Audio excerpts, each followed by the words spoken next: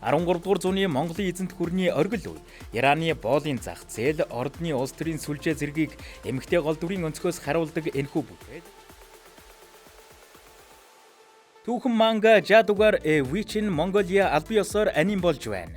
Жадугар Witch in Mongolia нэртэй түүхэн манга албан ёсоор ТV аним болох нь зарлагдсанаар аним сонирхогчдын дунд хамгийн их анхаарал татаж байгаа шин төсөл болоод байна. 13 дугаар зууны Монголын эзэнт гүрний оргил үе, Ираны боолын зах зээл, ордны улс төрийн сүлжээ зэргийг эмэгтэй гол дүрийн өнцгөөс харуулдаг энэхүү бүтээл аним хэлбэрт шилжснээр дэлхийн үзэгчид Курт драм маягийн түүхэн суурьтай эмэгтэй дүр төвтэй түүхийг дэлгэцээр үзэх боломжтой болж байгаа юм.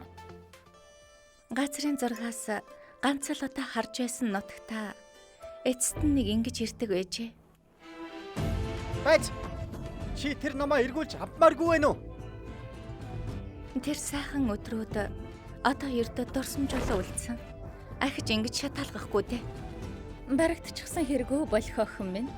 Би энэ эзэнт гүрнийг сүрүүлэх шуургыг зүгээр хүлээгээд сууж яасан ч чадахгүй. Чи монголчуудыг үзэн яддаггүй.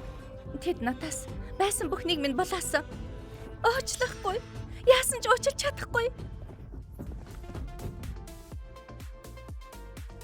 Тус анимын эхний 2 анги 1 цагийн урттайгаар 2026 оны 7 дугаар сарын 4-нд TV Asahi Network дээр цацагдах товтой байгаа бөгөөд албан ёсны сайт дээр анимын үндсэн зураглал бүхий постэр нийтлэгдсэн ба Ситара болон Дөргөн хатан Монголын өргөн удам талд зогсож байгаагаар дүрслэгдсэн байна.